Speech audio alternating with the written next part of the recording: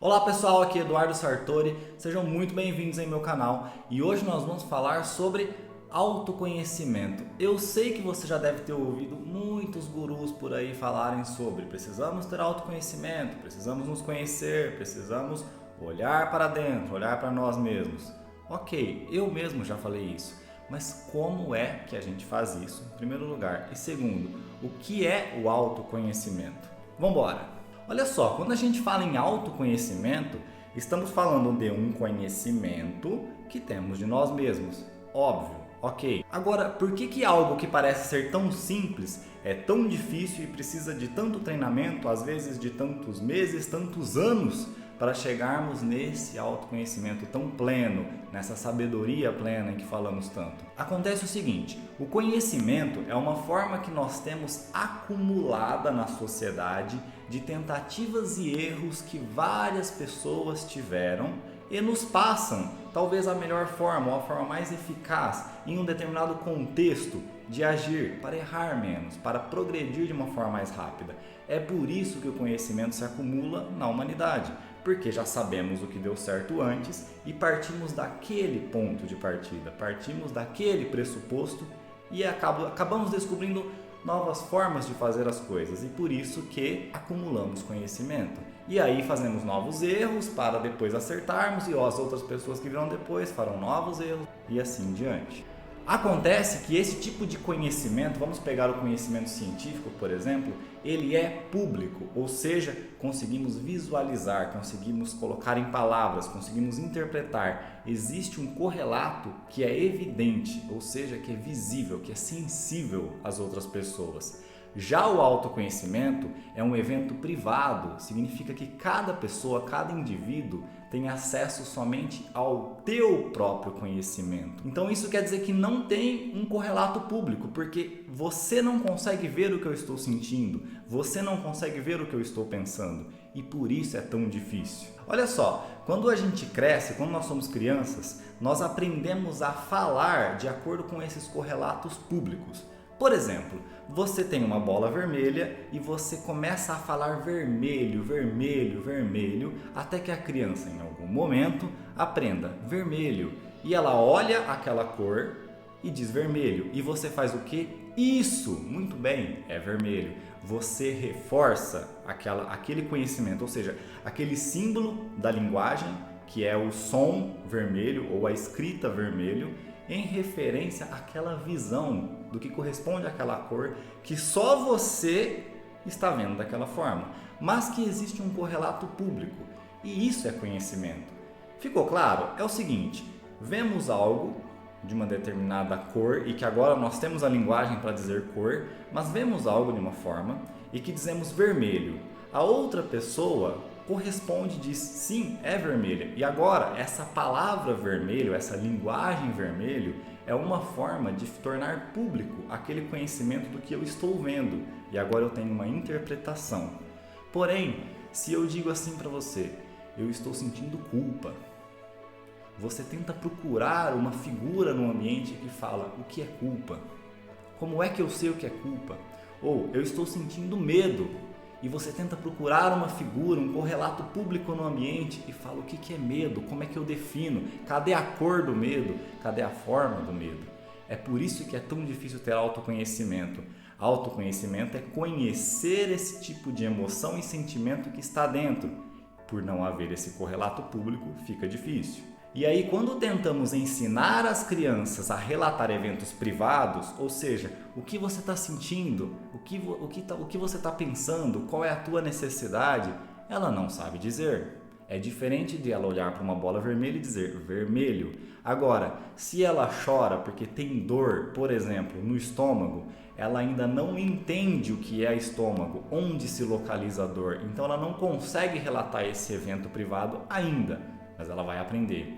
Porém, quanto mais complexo for essa situação, quanto menos correlatos públicos, como no caso, dor de estômago, sabemos que o estômago está aqui e temos uma ideia do que é dor, é um incômodo, uma aversão, uma sensação ruim interna, então é mais fácil de ter esse correlato. Sentimentos e emoções são mais complexos, porque não tem essa localização, não tem essa precisão na descrição. E quanto menos conseguimos colocar significados e símbolos de acordo com a linguagem, fica mais difícil de ter essa correlação e de passarmos ao outro o que está acontecendo. Se fica difícil passar ao outro, quem dirá nós mesmos entender? Então olha só, sem esses acompanhamentos públicos, fica mais difícil ensinar uma pessoa a relatar eventos privados, a relatar pensamentos, sentimentos e emoções. Vamos lá, vou dar um exemplo. Somente alguém com muito treinamento em relatar esses eventos privados consegue distinguir precisamente medo de raiva.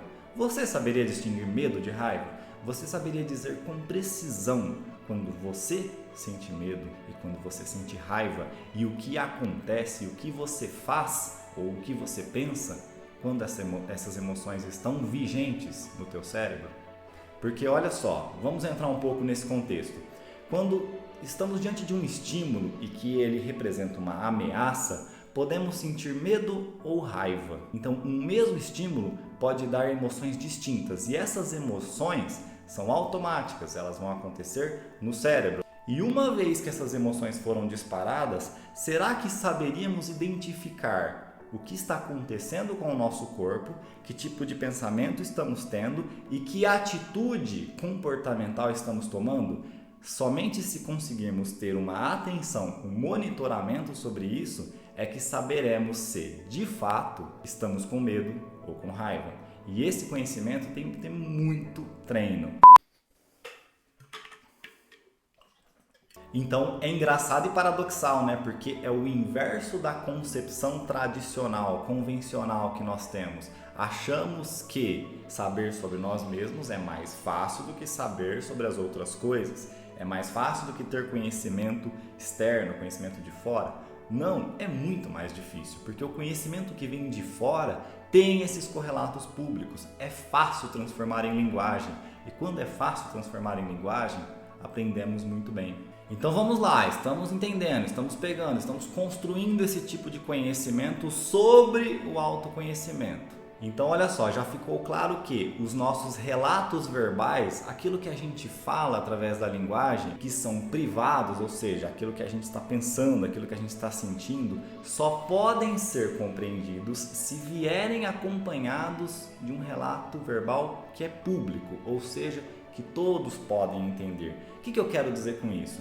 Se eu te falar que estou com raiva, você vai procurar algo que signifique simbolicamente a raiva. Você vai pensar num rosto vermelho, punhos cerrados, testa franzida, comportamentos mais agitados, talvez mais engajantes e agressivos até. Então você vai procurar por esse tipo de coisa que você pode ver, ouvir, sentir, porque é a única forma pública de você entender o que significa raiva, que é um evento privado da pessoa.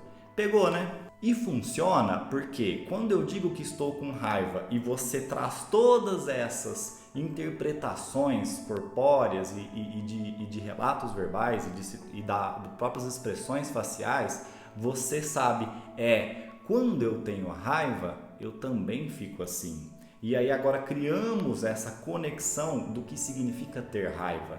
Então agora você, quando está com raiva, passará a entender: estou com raiva e o que isso significa.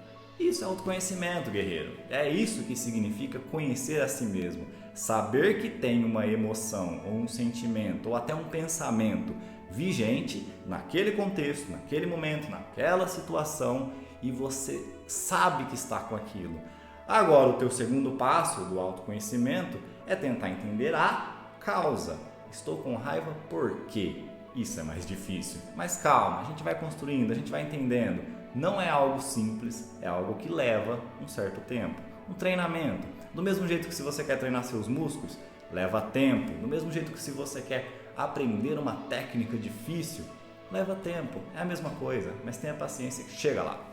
Edu, então pelo que eu entendi, autoconhecimento é saber o que significa ter uma emoção como raiva, medo, alegria, tristeza, nojo, surpresa e saber o que significa ter um sentimento como culpa, inveja, remorso, desespero, otimismo, pessimismo, enfim, diversas formas de que a gente tem de classificar sentimentos.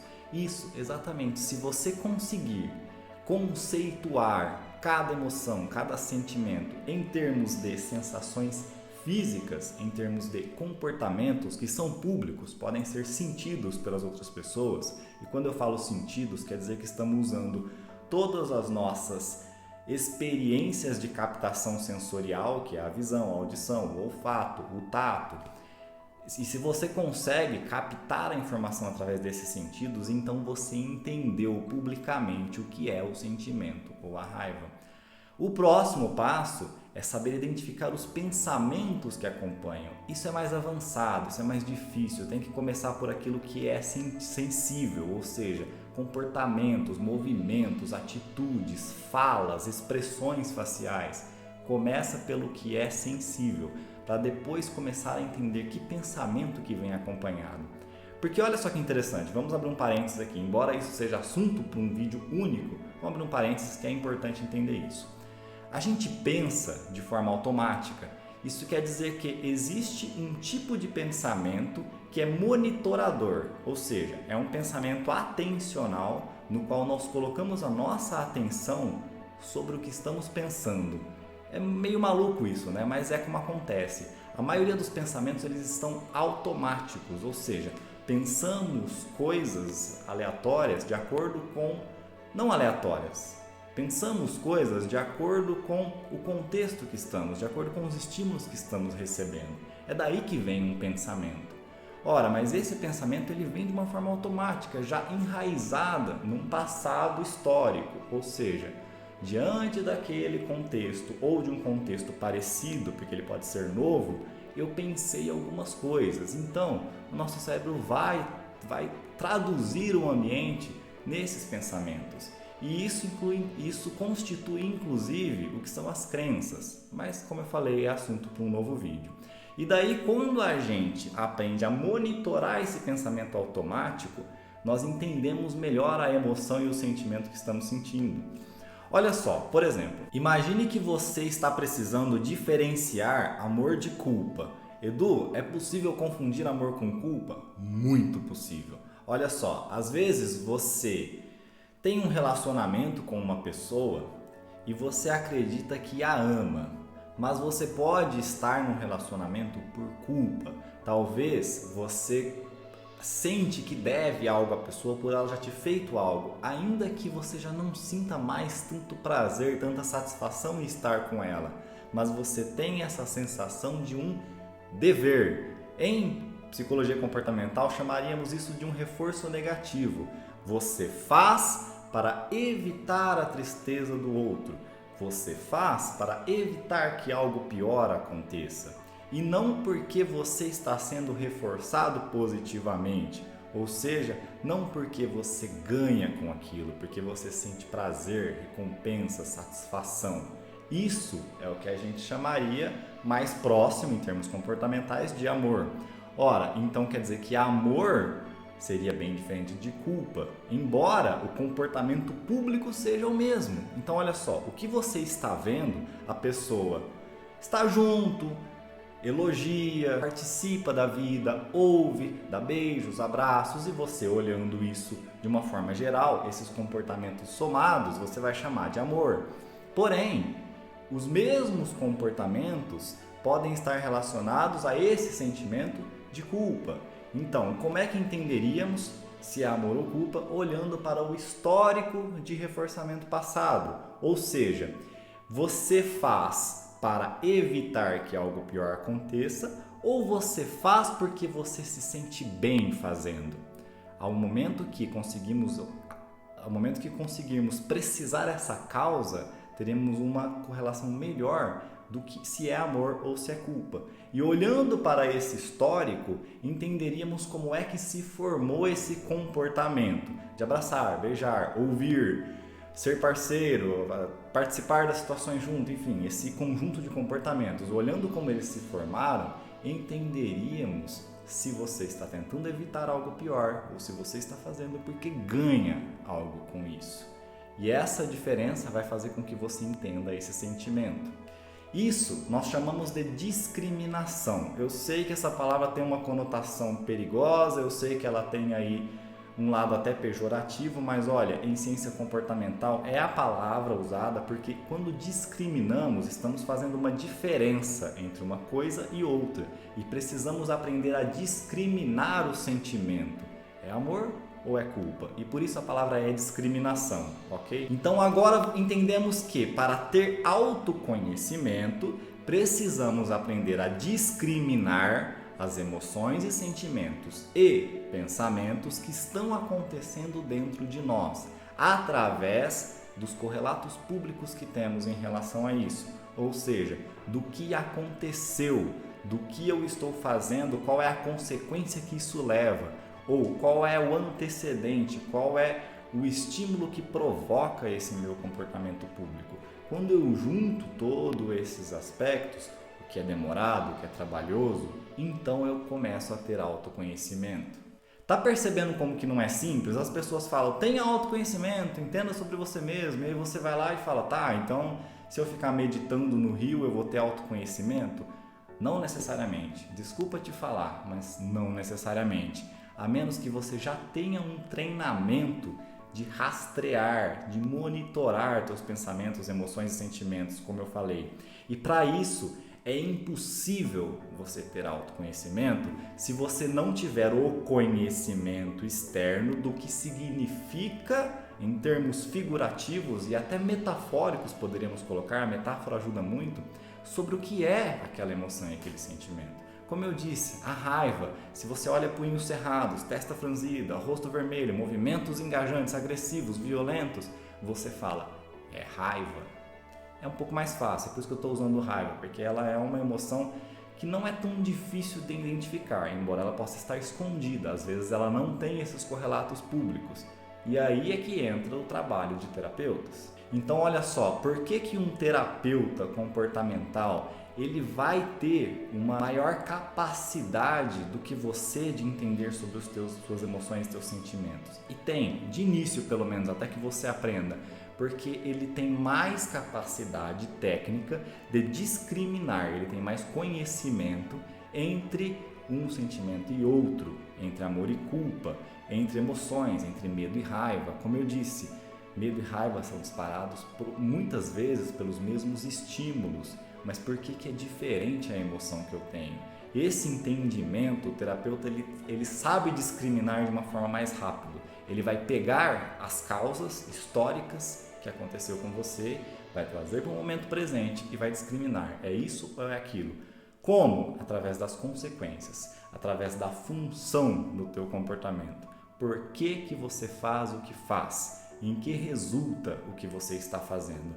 E aí, a emoção e o sentimento é um efeito colateral disso tudo, mas nós só conseguimos analisar através dos comportamentos, que inclui o relato verbal. Quando você chega e fala, acontece isso comigo, e daí eu sinto raiva, e quando eu sinto raiva acontece isso, e você vai captando esse tipo de relato verbal e vai transformando tudo aquilo nesse histórico comportamental.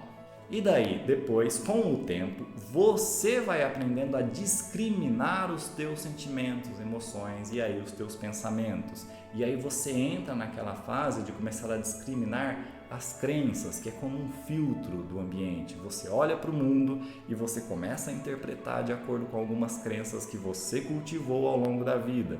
E você fala, olha só a crença que eu tenho sobre isso. Você começa a se questionar. Isso é autoconhecimento.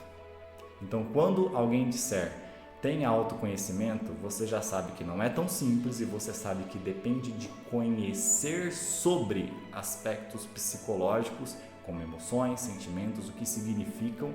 Algumas pessoas já criaram conhecimento através da linguagem, ao colocar isso em correlatos figurativos públicos, ou seja, em comportamentos que todos podem sentir, e através desse conhecimento você aprende a se interpretar. Então, ter autoconhecimento é pegar eventos públicos, estímulos que vêm de fora e colocá-los numa mesma caixa dos teus eventos privados. Você pensa assim, o que eu estou sentindo é muito parecido com aquele comportamento público daquela pessoa, ou seja, eu faço algo parecido com o que ela está fazendo. Então, provavelmente, isso que eu sinto é o que ela sente. E aí conseguimos ter esse significado, esse simbolismo do que é ter, por exemplo, culpa de alguma coisa. E é por isso que uma missão que eu tenho aqui com vocês é transformar essas emoções e sentimentos em algo mais palpável, em algo mais fácil de entender. Como é que eu sei se eu tenho medo, se eu tenho raiva, se eu tenho tristeza, como é que eu diferencio essas emoções, como é que eu sei se eu amo ou se eu sinto culpa e por isso que eu faço aqueles comportamentos, como é que eu aprendo a diferenciar. Eu gosto de descrever as emoções e os sentimentos por conta disso, fica mais fácil de ter autoconhecimento. Beleza então, pessoal, espero que tenha ficado claro. Se alguém ficou com alguma dúvida no meio do caminho, explica mais tal parte, eu faço um novo vídeo sobre isso, deixa aí nos comentários qual é a sua dúvida, o que você quer saber mais, ou se tem algum sentimento, alguma emoção que você quer entender se é o que acontece com você, que eu vou falar sobre ela, eu faço um vídeo só sobre ela e a gente conversa bastante sobre isso. Fechou? Se você chegou até aqui é porque você se interessa demais por esse assunto, é porque você está gostando, é porque faz sentido para você. Então, se você ainda não se inscreveu, se inscreva no canal, deixa aí o seu like e, por favor, deixa um comentário. Eu respondo todo mundo, eu leio cada comentário e é muito importante, inclusive, para que eu saiba o que mais vocês querem ouvir por aqui. Beleza, pessoal? Grande abraço, tamo junto!